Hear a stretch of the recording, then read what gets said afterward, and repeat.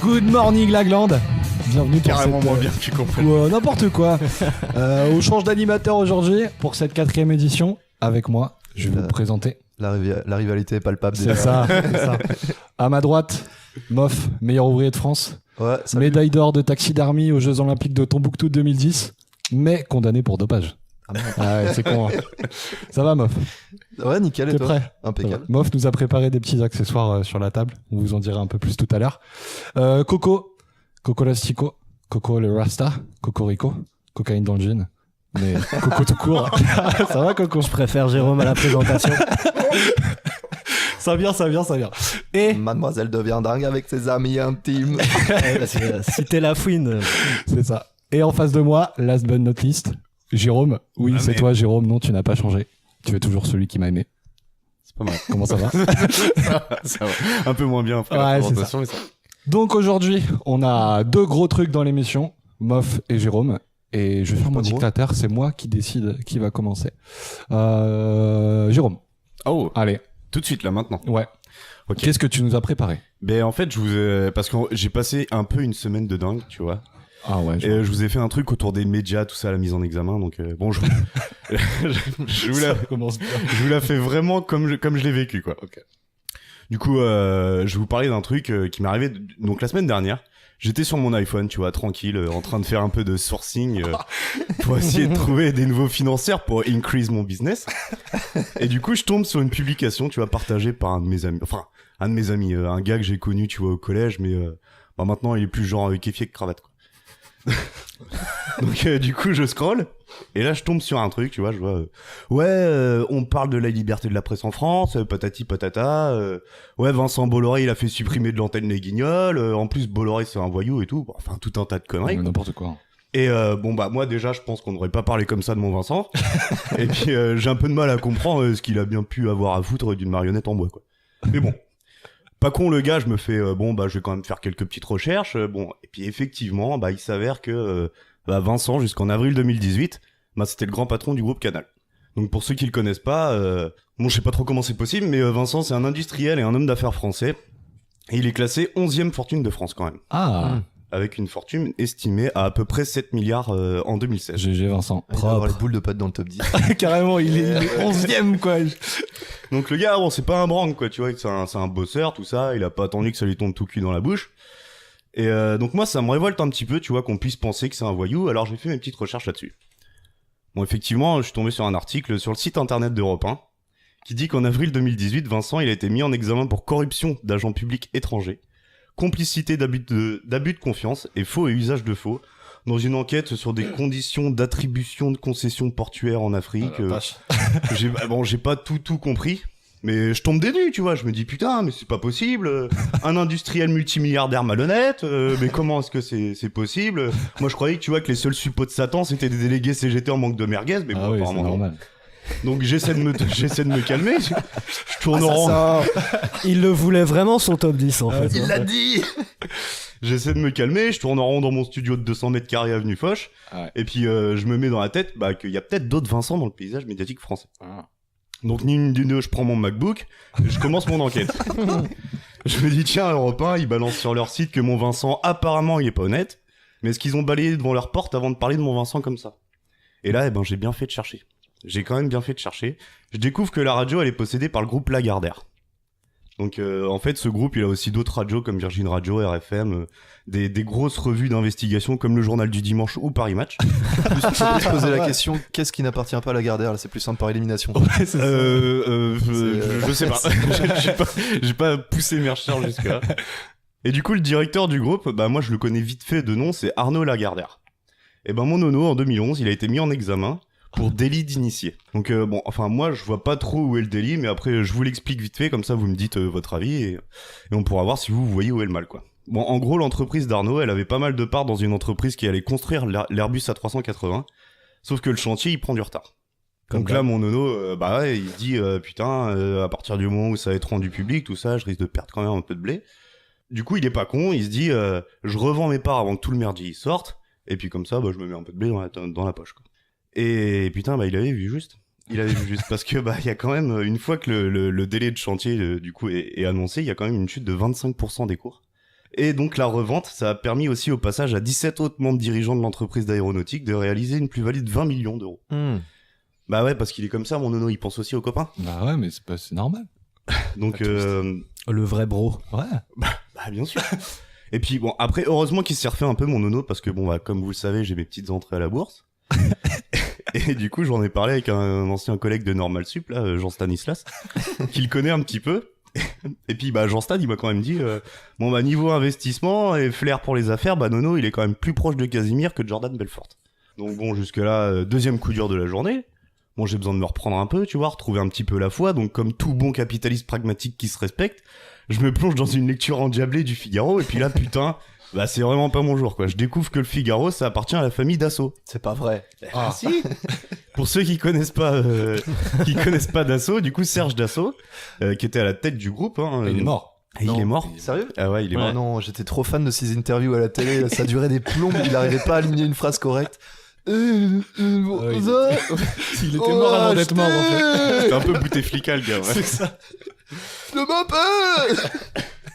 Et du coup, bah Serge Dassault, il a fait fortune. Enfin, le groupe Dassault a fait fortune dans la construction et la vente d'avions civils et militaires, donc notamment le Rafale. J'ai Yes. fait pipi. Donc Serge, après avoir parfaitement incarné le self-made man hein, et prouvé à tous les pécores que bah quand on veut on peut, il se lance un nouveau défi, l'entrée en politique. Il se dit bah ouais, ce serait quand même pas mal en devenant maire de Corbeil-Essonnes, et ben il pourrait rencontrer un peu de beau monde et puis bah ça pourrait être cool dans l'attribution des marchés publics. Et frauder aussi un petit peu. Bon bah Ouais, toi t'appelles ça de la fraude, mais Ça y est. Corbeil-Essonnes. Ok. ouais, grande mégalopole. Non, parce qu'on le connaît, le Serge. Hein. Et du coup bah en 2014 Sergio Lafripouille. Serge, tu vois, il se lance là-dedans, mais pas de bol, bah il est mis en examen pour Oh. achat de vote, Ah. complicité de financement illicite de campagne électorale et financement de campagne électorale en dépassement de plafond autorisé. Putain, décidément, la France, elle aime pas ceux qui réussissent, quoi. Mais la Belgique non plus, figurez-vous, parce que même en Belgique, ils ont fait chier mon Serge. Parce qu'en 1998, la Cour de cassation belge le condamne à 2 ans de prison avec sursis pour corruption active. J'ai rien fait. Et puis pour quel motif? Eh ben apparemment, il aurait versé un pot de vin.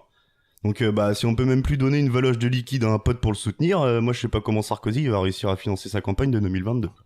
Donc Il va revenir. franchement, Et il peut plus faire appel à Kadhafi, c'est dommage. Il Hein. se représente. Ah bah il a dit il y a pas longtemps, je crois que je vais être obligé de revenir. pour sauver Non mon gars, t'es obligé d'aller chez le juge. T'es pas obligé de revenir. C'est comme Zidane qui a vu la Vierge et qui lui a dit de revenir sur le C'est terrain. ça, c'est à peu près ça, ouais. Et donc du coup, tu vois, c'est moche, quoi. La démocratie est en péril. Donc troisième coup dur de la journée, j'ai des sueurs froides qui risquent de dégueulasser mes mocassins à gland Gucci. Faut que je me relaxe, quoi. Allez, je me fous sur le canapé, un petit coup de téloche, à me faire redescendre. Je me fous le 20h de TF1 et puis terminé. Bon bah malheureusement, à ce moment-là, mon sens de l'enquête avait déjà pris le dessus sur ma raison et me voilà en train de vérifier à qui appartient TF1.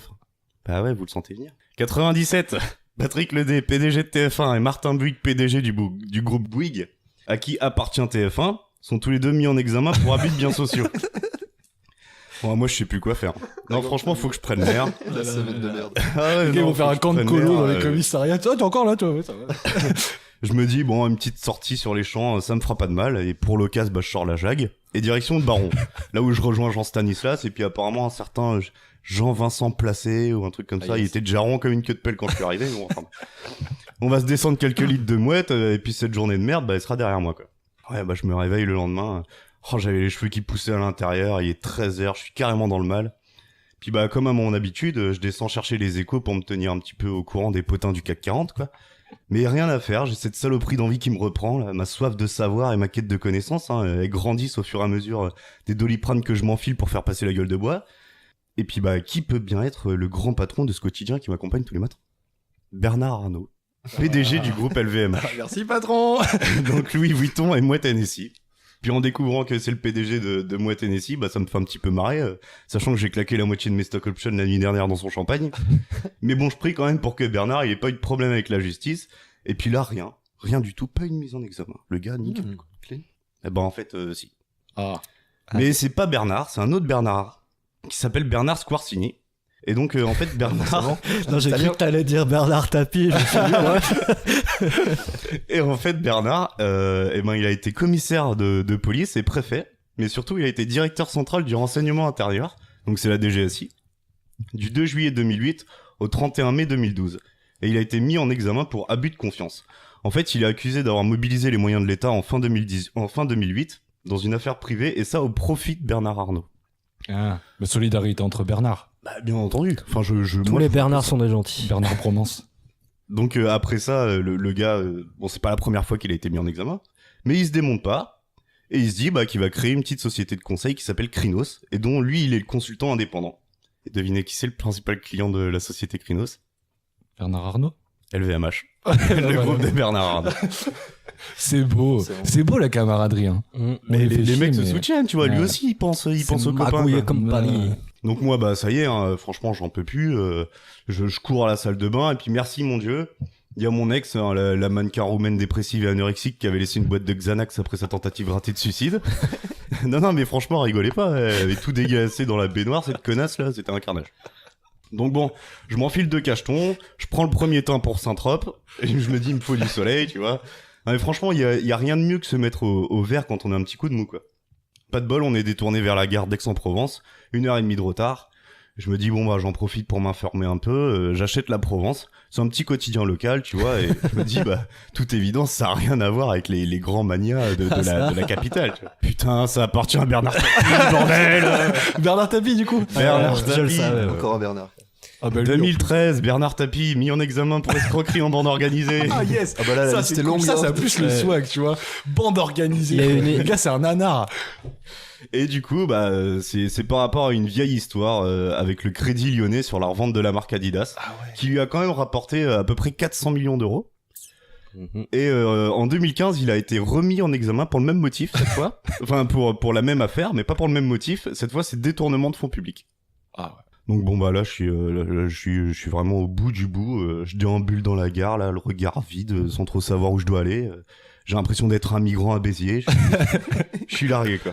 T'avais le milice qui courait après parce que. Non, mais je sais plus quoi faire. J'aurais bien repris des Xanax, mais bon, là, je risque de finir comme mon ex et j'ai pas envie forcément de dégueulasser toute la gare. Donc non, mais je pense que je vais arriver à Saint-Trope.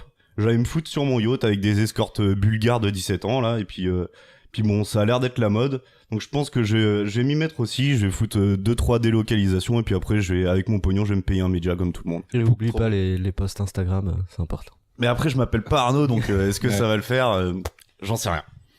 La liste était longue et je pense que la liste est encore plus longue si Franchement, j'en ai dégagé. t'en as enlevé. Franchement, Ouais. j'en ai dégagé.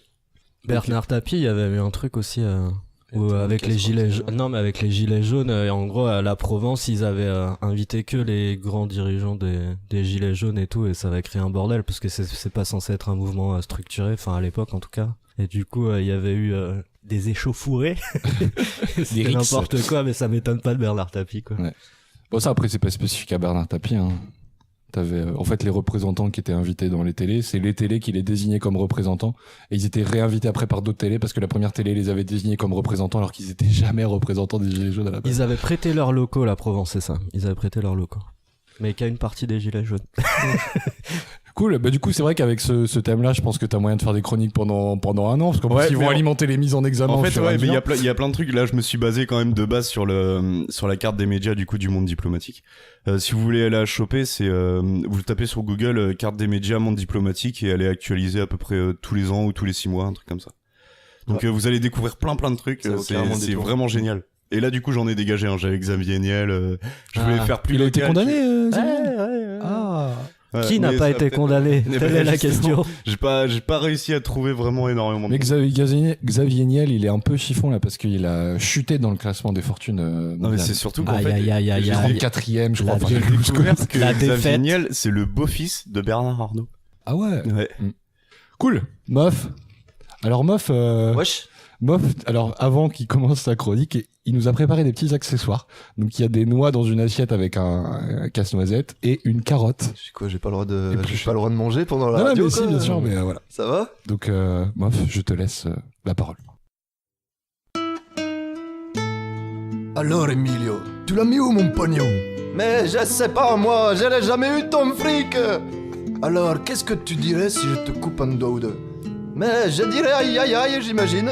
Et avec l'argent que tu me voles, tu te paies ma tête en prime. Allez tiens, je te coupe un doigt.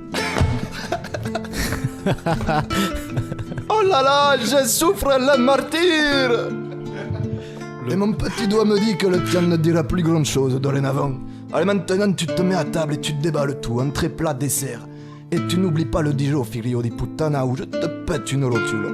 Oh non, pas la rotule. Si, une petite rotule. Non, pas la rotule. Très bien, je vais tout te dire. J'investis tes pépettes dans une œuvre d'art contemporain. Contemporain? Tiens, je te pète une rotule. Ah yes. Tu vas vraiment lui casser de plusieurs rotules, etc. ou- Ah ouais. Plus de rotules qui Il a 15 jambes. Ouh là là, mais ça me fait très mal. Ma perché? Je t'ai tout dit. J'aime bien ce remake du parrain. Allez hop, je t'en pète une deuxième. Oh, quel désespoir. Et mes genoux sont endoloris. Et maintenant, je t'enlève les yeux à la petite cuillère. Cazzo, ça t'apprendra à dépenser dans du pipi. Oh, Maria Pavarotti, Farfalle, Lamborghini et autres clichés rital. Je broie du noir. Ah, quelle intro. S'il y a un truc qui me brise les testicouilles, encore plus qu'un bouquet final, qu'un bouquin de Fillon ou qu'un vote pontifical, c'est bien l'art contemporain. Ou du moins l'une de ses facettes. Je vais vous proposer une petite ébauche de la relation entre l'art contemporain et l'État français, les institutions. Si vous voulez roupiller, c'est le moment. Mes dernières chroniques à côté, c'était des films de Tarantino. On va commencer par la base. C'est quoi l'art contemporain? C'est un sacré merdier, hein, c'est un peu comme le trip-hop dans la musique, c'est genre le fourre-tout, quoi. C'est pas trop, quoi. Même les artistes eux-mêmes ont du mal à le définir. Dans Art Tension, par exemple, ils sont tous un petit peu bon. Qu'est-ce que c'est? Ils galèrent, donc voilà, je vais essayer de vous faire une petite définition. D'après l'IESA, l'École internationale des métiers de la culture et du marché de l'art contemporain englobe toutes les œuvres d'art produites depuis la fin de la Seconde Guerre mondiale à nos jours. En gros, c'est l'art actuel. Selon Nathalie Heinich, une sociologue spécialiste de l'art, les œuvres et institutions artistiques contemporaines revendiquent une avancée dans la progression des avant-gardes, une transgression des frontières de l'art. Je sais pas ça... Ça veut rien dire du tout, putain. Ah si, carrément. Une transgression des frontières de l'art, en fait, c'est que t'as plus de format classique, genre par exemple justement un tableau, de la Ouais, mais tu peux peinture, ou savoir j'en tout sais ça. rien. C'est vraiment, en fait, il y a plus de format, de taille, t'as même plus besoin de, d'avoir un support. Tout est explosé, en fait. Tu vois, avant, t'avais quand même tu vois, même moi je galère. Même moi je galère, mais voilà, c'était. T'as de la sculpture, t'as un tableau. Maintenant, l'art contemporain, tu peux tout faire. T'as Ouais, plus mais de tout pinceau, vraiment, t'as c'est la- ça, quoi. Il n'y a aucune limite. Tout fait un prout dans un bocal, c'est là. Donc je reprends quand même ce qu'elle dit parce qu'elle est vraiment intéressante. Elle est vraiment intéressante, Nathalie. Donc une avancée dans la progression des avant-gardes, une transgression des frontières de l'art. En gros, l'art contemporain s'émancipe des codes de ses prédécesseurs, l'art classique et moderne, par une approche révolutionnaire. Une grande liberté de création, il bouleverse les critères de perception, de conception, de taille, ainsi de commercialisation. Maintenant, l'artiste, au final, Rien que ça. il peut se permettre de déléguer et d'avoir plein de gens qui vont faire l'œuvre pour lui, sans quasiment être présent lors de la conception. Enfin, il y a vraiment plus aucun code, quoi. Capitalisme. Capitalisme, complètement, c'est ça. Mon père, il appelle ça l'art contemporain. Oui, bah ouais. Ah bah là, t'as de quoi faire art contemporain, l'art contemporain. Il y a des inclinaisons comme ça. Voilà, j'imagine que c'est clair comme de l'eau de roche pour vous maintenant. Ah bah ouais, de c'est Oui, tout bon. oui. Donc Nathalie, ma très chère Nathalie, explique également que les artistes d'art contemporain ont pour dénominateur commun la visée de la singularité. Voilà, ça doit être nouveau, ça doit choquer. Jérôme Serry, ancien directeur du Fonds régional d'art contemporain d'Île-et-France, la FRAC, on y reviendra après, c'est important, bien content de se faire virer, écrit qu'un individu vint à confondre cette liberté avec sa caricature, qu'il vint à compenser son impuissance créatrice par la dérision, il n'aurait d'artiste que le nom. Il s'appellerait Marcel Duchamp. Alors, je sais pas si ça vous parle, Marcel Duchamp ? Pas des masses. Pas du tout. Pas des masses ? Ouais. Alors, le père Marcel, pour moi, c'est le précurseur de l'art contemporain. En 1917, il a installé un urinoir dans une exposition new-yorkaise, appelée La Fontaine, voilà, le plus gros troll artistique du siècle. Et il se définissait comme anartiste. Il remettait en question l'obligation du travail. Était assez non, franchement, c'était un gars, c'était vraiment un bon gars, le gars. Oui, Un non, gars mais sûr. peut-être, mais... Non, parce l'art contemporain n'existait pas encore, donc pour lui, c'était juste un coup de provoque comme ça. Il se foutait la gueule au final de C'est pas de l'art, l'art c'est et de des la galeries, provoque, quoi. C'est juste qu'il allait dans une galerie, il a pété sa merde et il s'est dit bon, moi je vais me marrer, quoi. Il aimait pas l'art, il aimait pas le milieu des artistes et il était assez indifférent de tout tout le côté financier de l'art en fait, ça le faisait chier. Ça le faisait rire. C'est quand même ultra ironique quand tu vois comment fonctionne l'art contemporain aujourd'hui. Le type, il a créé un monstre, en fait. Ça a eu un impact complètement dingue, cette œuvre-là. Et au final, quasiment tout l'art contemporain aujourd'hui découle quasiment de ces espèces de coups de bluff qu'il a fait pendant l'Expo new-yorkaise. Donc il a influencé plein d'artistes, et ça explose surtout dans les années 60, avec tout ce que je préfère, l'art conceptuel, les happenings, les installations, les performances, ça c'est... j'adore, et le pop art, voilà, que du bon. Et c'est parti pour une surenchère de nouveautés conceptuelles qui dure depuis 50 berges, des aspirateurs, des monochromes, un caniche rose géant, un plug anal, des cochons tatoués, de la masturbation en live, sans que ce soit des films porno, hein, là, c'est de l'art. Hein. La performance avant tout. Il y a un gars qui s'est enfermé dans du béton pendant je sais pas combien de temps. Il y a des gens qui viennent dans une salle il y a pas longtemps, les yeux bandés avec un casque. Et en fait, l'œuvre d'art, c'est ça, c'est de rentrer dans une salle dans laquelle il n'y a absolument rien. Mais c'est de l'art. Putain, mais En fait, tout est parti en cacahuète pour rester poli. Complet, ouais. Ah ouais, L'État a même quasiment failli acheter une œuvre d'art qui n'existe pas. L'art irréel. Voilà. C'est un courant, hein, l'art invisible. Ouais. C'est beau. C'est beau, ouais. Putain. Voilà, je vous donne comme mon petit préféré là, en 1960, Piero Manzoni expose ses excréments dans des boîtes de conserve. Voilà, donc 30 grammes de merde d'artiste qu'il donne à ses copains et qu'il distribue. Donc à l'époque, ses potes, ils en voulaient pas du tout. Maintenant, faut savoir que ces boîtes de conserve pleines d'excréments se vendent 200-3 000 euros dans des galeries chics à Londres. Non, mais... Et tu vois, tout à l'heure, voilà. je disais, tu proutes dans un bocal. Bah... Ouais. C'est ça, non mais... Je suis visionnaire, en fait, les gars. C'est... Quel concept. C'est vraiment fou, quoi. Il y a des gens qui peignent avec leur pisse, tout ce que tu veux. En fait, tu t'imagines un truc crade, les artistes l'ont déjà fait puissance 10 000, tellement il faut aller dans le... Il y a le peintre Sonato, si ça en intéresse quelques-uns, qui fait sous couvert de la provocation, ils se permettent tout et n'importe quoi. Pas de provoque, et non, même des fois avec des discours, vraiment, voilà, ça représente... Ouais, mais enfin, ça, on sait tous que c'est... Ils jouent de la flûte, quoi. Voilà, donc apparemment, il faut avoir l'œil, il faut avoir une sensibilité, il faut être instruit à ça. Oui, je peux être d'accord sur ça, mais jusqu'à un certain point, quand même. Au bout d'un moment, t'es vraiment plus... Moi, ce qui me gave, c'est qu'en fait, ils le vendent. Et ouais, c'est ça. Ils font ce qu'ils veulent, tu vois, je veux dire, enfin, si je veux aller pisser sur je sais pas quoi, dire que c'est de l'art, bah ok, mais je vais pas vendre ça 4 millions, tu vois. Mais il y a un lien vraiment massif entre l'art contemporain et vraiment le business, quoi, et les sous. Quoi. Ouais, bah c'est ça, ouais. Ça te dérange qu'on vende un tableau qui n'existe pas? Alors, l'État hésite à l'acheter, quoi, tu vois, c'est genre vraiment des plus gros pigeons. Ouais, mais du coup, le fait que je sois dérangé, et n'oubliez pas, il n'y a plus de sous dans les caisses de l'État. Bon, maintenant, vous allez bien vous faire chier. Comment ça fonctionne en France? Comment l'État s'est approprié l'art contemporain? Ah, ça m'intéresse. J'ai eu la chance de tomber sur un compte-rendu de l'IFRAP, la Fondation pour la recherche sur les administrations et les politiques publiques, au sujet de l'art contemporain en France. L'IFRAP, s'il dit. Franchement intéressant, très détaillé, je vais m'empresser de le massacrer pour vous. En 1982, la France met en place une véritable toile d'araignée administrative, avec un budget énorme. Jack Lang, l'ancien ministre de la Culture, crée la CNAP, le Centre National des Arts Plastiques, qui distribue les aides financières aux professionnels de l'art et passe des nouvelles commandes d'œuvres d'art et produit des expositions. La CNAP gère le FNAC, le Fonds National d'Art Contemporain. En gros, c'est la réserve d'œuvres d'art qui acquiert dans les 1300 nouvelles œuvres d'art par an. Ensuite, il y a la DGCA, la Direction Générale de la Création, qui chapeaute la FNAC et assure le suivi de la formation des artistes. La DRAC, Direction Régionale des Affaires Culturelles, s'occupe de relayer la politique culturelle dans les régions, conseille les communes et assure la réglementation des arts et du patrimoine.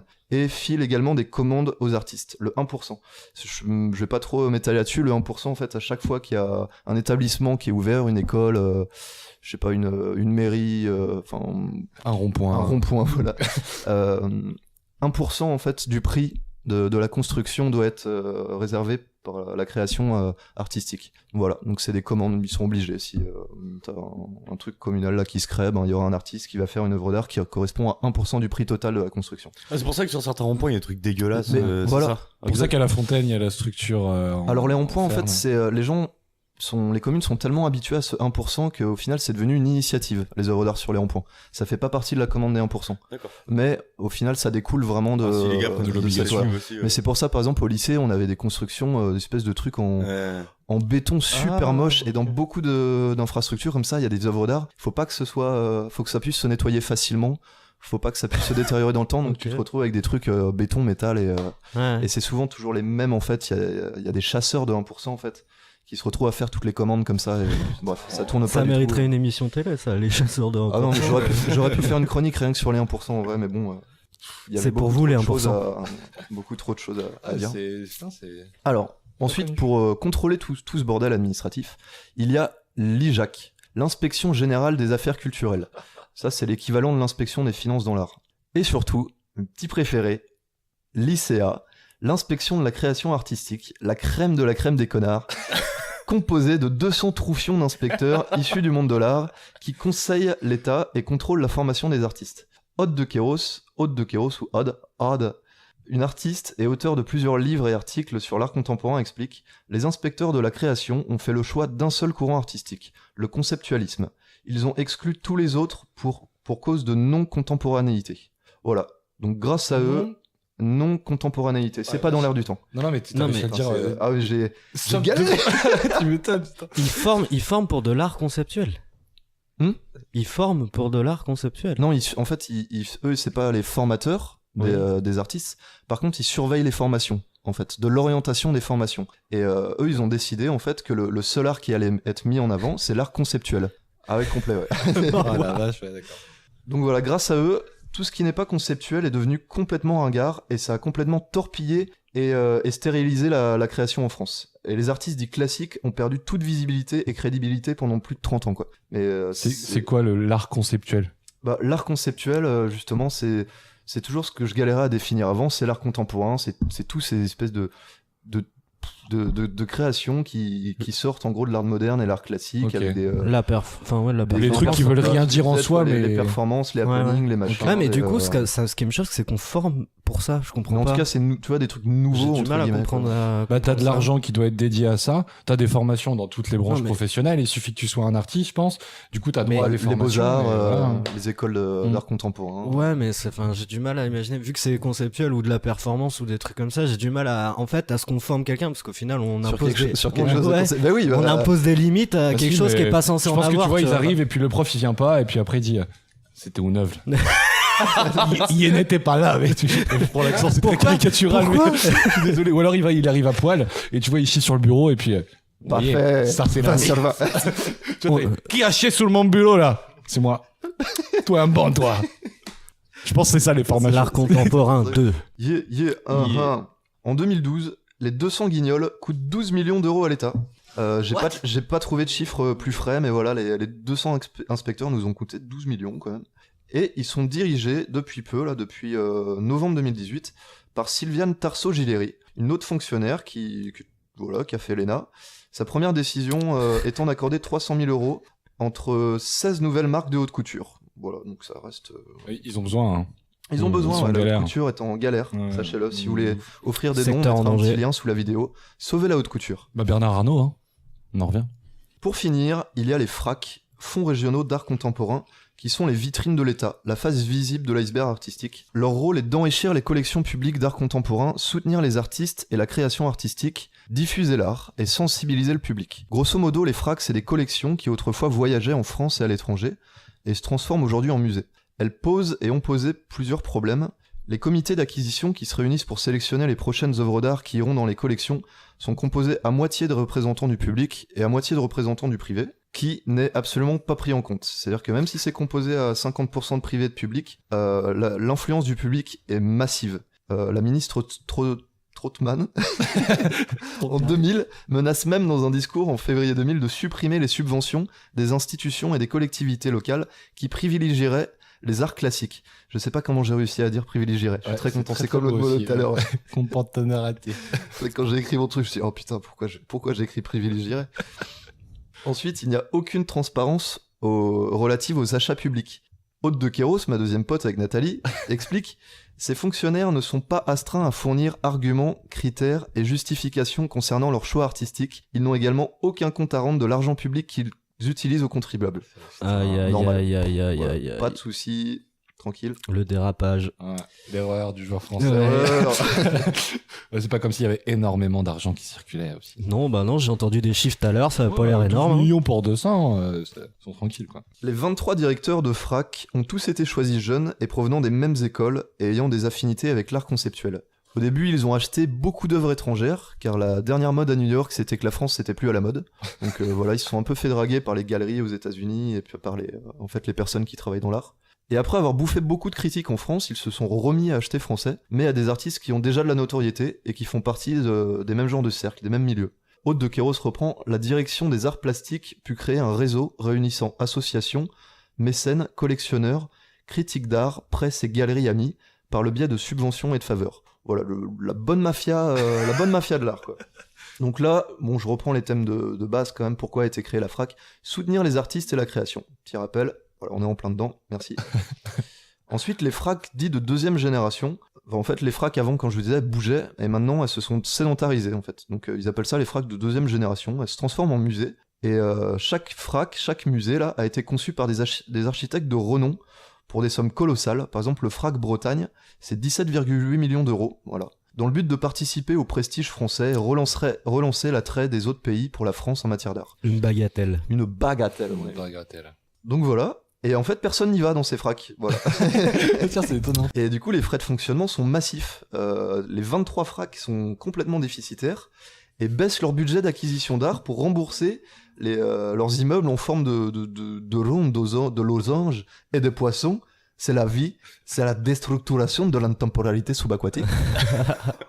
Donc voilà, toutes les FRAC sont situées à Paris et dans des grandes villes. Il y en a une arène ou pas? Il y en a une à Rennes, ouais, celle qui a coûté 17,8 millions. Ouais, c'est ça. Toujours des architectures improbables. Je pense que tu vas en ville, tu les reconnais de toute façon. Non mais tu comprends, la culture n'a pas de prix. Ouais, non mais moi j'ai pas le background culturel en fait, je suis un connard, je comprends pas ça. Je vois quelqu'un qui chie dans un bocal, tu vois, pour moi il fait juste caca dans un bocal, tu quoi. comprends pas, t'as Mais pas. je vois pas que c'est la représentation de la vacuité de la vie. T'as pas l'éducation, t'as pas Non, là-dessus. pas du tout. Je suis pas sensible à... Du coup, je participe pas à la mission de sensibilisation de l'art. Bah, quoi. je rappelle je rappelle leur charte éthique. Enrichir les collections publiques et diffuser l'art. Voilà, ça c'est fait, ils ont pissé sur l'ensemble de leurs convictions. Il y aurait bien un moyen pourtant pour qu'ils se fassent un peu de blé et qu'ils rentabilisent ça, c'est de vendre quelques œuvres d'art parmi les 146 000 qui sont stockées. La collection française est super inégale, il y a beaucoup de doublons et surtout beaucoup de merde. Parce qu'ils ont des goûts de merde. Cependant, les collections d'art public sont inaliénables et ne peuvent être vendues. C'est impossible. Voilà, c'est une loi. En 2010, la collection, ça représente 167 millions de dépenses publiques d'art contemporain. Voilà, c'est juste massif le nombre d'œuvres qui stagnent et qu'en fait qui coûtent un bras à entretenir, à conserver. Voilà. Donc ça, c'était ces chiffres-là, les 167 millions de dépenses publiques, c'est selon l'IFRAP. Bah j'ai retrouvé mon blé en fait, hein. C'était pas compliqué. Putain, 167 millions, ça monte un peu quand même là. Ouais, ça pas monte bien. dans le... Voilà. Bah, en fait, sur toutes ces œuvres-là, il y a que les 2/3 des œuvres, plutôt il y a qu'1/3 des œuvres qui sont visibles. 2/3 des œuvres sont stockées et on les verra jamais, on les a pas vues et on les verra pas, quoi. Et ça croupit à Paris, ou voilà, dans les grandes villes, donc c'est un peu dur à chiffrer, mais toujours selon l'IFRAP. Par exemple, la collection au centre Pompidou, il y a 84% des œuvres d'art qui sont stockées. Aïe. Et du coup, il y a jamais, tu vois, genre un espèce de roulement entre Alors, les trucs. ça arrive quand même, c'est-à-dire que les... Attends, c'est toujours un bordel, l'IFRAP, l'IGRAP, la DRAP, C'est la RATP, non qui... Les FRAC, en fait, ont quand même 500 expositions par an en France et à l'étranger, donc ça voyage un petit peu, mais ça reste extrêmement minime en fait, ce qui est Comparé à tout ce qu'on a en positif aussi. Ils organisent 1300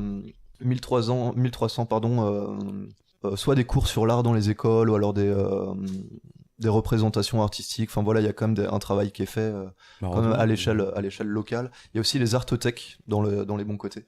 Les artothèques, c'est des endroits où tu peux emprunter des œuvres d'art pour 1 ou 2 mois. Au début, ils le faisaient pas du tout, ils les ont créés, mais ça marchait pas. Là, ça commence à revenir parce que l'art contemporain se casse pas mal la gueule.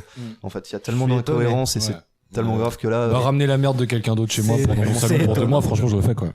Ça commence à exploser, quoi. D'où, par exemple, maintenant la boboisation du street art, de l'art brut également, qui, il y a quelques années, l'art brut, c'était complètement rogné. Et aujourd'hui, ça devient mainstream, quoi. Ouais. Bah, le graphe et tout, ouais, c'est vrai que le street art, ça se voit bien, quoi.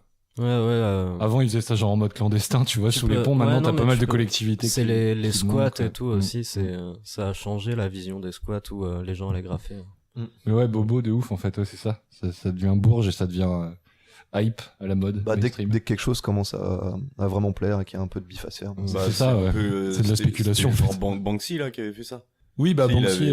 Il avait fait un espèce de tableau là qui s'était autodétruit. Ah oui, c'est toi qui disais ça. À partir du moment où en fait c'était une enchère, le tableau était à vendre, donc du coup il y a des enchères qui ont été faites dessus, quelqu'un l'a décroché, et à partir de ce moment-là en fait le tableau s'est autodétruit, tu vois.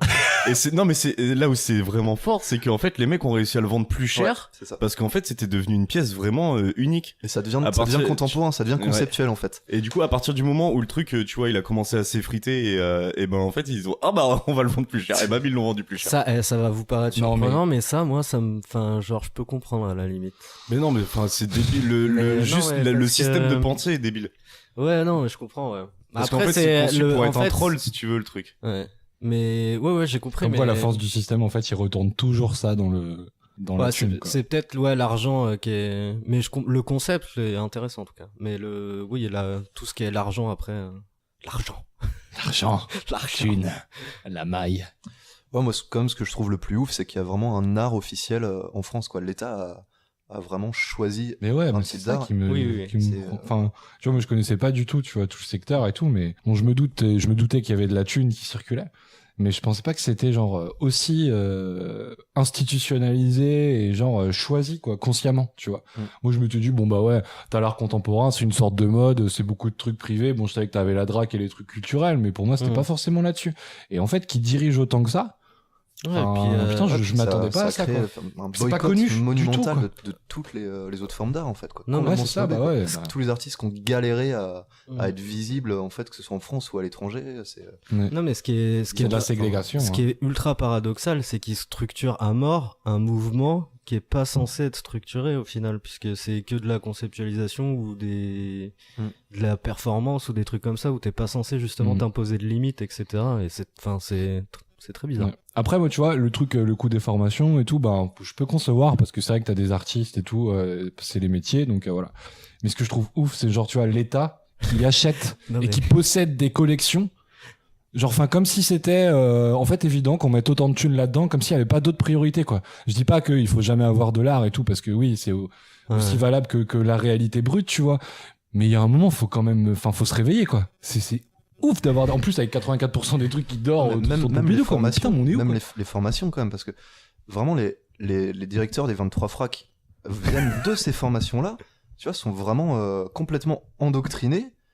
Et les écoles, s'il y en a qui dévient un petit peu, il y a ces 200 inspecteurs qui viennent leur taper sur les doigts et leur dire non, vous continuez dans cette direction et pas une autre. Mais enfin, c'est absurde. T'as pas de liberté dans l'art, quoi. Ils sont formés à troller, du coup. Ouais, il y a en vrai, si tu veux rien branler de faire des thunes, mec, vas-y, c'est parti. Ouais, mais c'est fou. Non, c'est tu te fais encore moins chier que de faire des pubs à la radio là. Ce qui me choque, c'est vraiment les œuvres d'art stockées, etc. En fait, c'est, en gros, le gâchis, quoi. Non, puis gros gâchis. Même si ça fait anecdote, je pense, mais l'État qui a failli acheter quelque chose qui n'existe pas. Non, mais il y a un moment. C'est révélateur, je trouve ça. Ouais, parce que tu vois, je pense que le gars, il est pas tout seul. En plus, tu dois avoir des comités ou des gens. Il y a pas un pélos qui se dit. On est peut-être en train de faire un peu de la merde quand même. Enfin là, il y a un truc ça n'existe pas. Je sais pas quoi dire. Il y a tellement de blé en fait dans l'affaire qu'au final, c'est ça. Putain. Ils s'en foutent à la rigueur, quoi. Enfin bon, je vous laisse avec une dernière petite citation d'André Malraux qui m'avait bien plu. Si toute création véritable est révélation, donc originalité, le nouveau seul ne répond point à l'appel énigmatique et millénaire de l'homme. Il répond à sa parodie, l'intoxication qui assouvit la mode. Voilà, je trouve qu'il résume pas trop mal les déviances de l'art contemporain. Yes. Du peu de mots que j'ai compris, ouais. Malraux, en plus, il avait été ministre de la Culture et tout, je crois. Ouais. Intéressant. De ouf. Mais putain, moi, je pensais pas que tout le secteur était aussi compliqué. En fait, je savais pas trop quoi m'attendre en me lançant là-dedans. J'avais même aucune idée de la problématique de l'art contemporain. J'ai un peu halluciné quand je suis allé sur les sites internet et que j'ai vu ce souci-là. J'ai dit, putain, mais Arthur, tu planes à 15 000, quoi. Enfin, bof, je m'appelle pas Arthur, du coup, c'était assez sympa. Je vous mettrai en lien pour ceux que ça intéresse juste les articles en bas de la vidéo. 1 ou 2 articles, si vous voulez approfondir le sujet et puis avoir plus d'informations. Encore un gros travail d'investigation. Et entre les feux d'artifice et ça, au niveau de ta maille, qu'est-ce qui te dérange le plus qui me gratte le plus la glotte là?